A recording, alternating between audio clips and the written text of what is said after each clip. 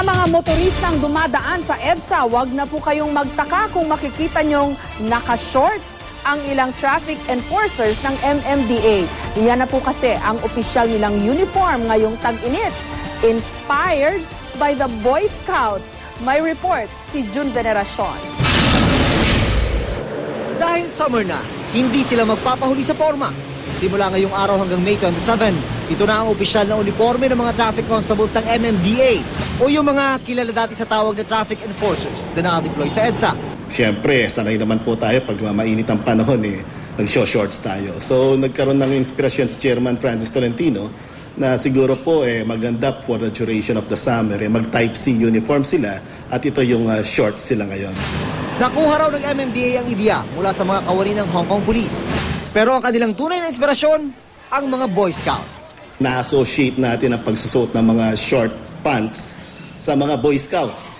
At alam natin kung ano naman ginagawa talaga ng mga Boy Scouts. Sila yung mga tumutulong at nag-a-assist sa ating mga mamamayan.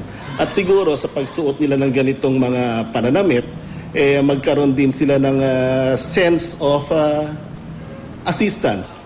Pero ang ilan, hindi pa nga nakakaalis ng bahay, nagiging tampunan daw ng tukso dahil sa kanilang forma. Nung gabi, sinukat ko. Di nagpa-picture ako. Sabi niya sa akin, para raw akong Boy Scout. Ano sabi mo sa anak mo?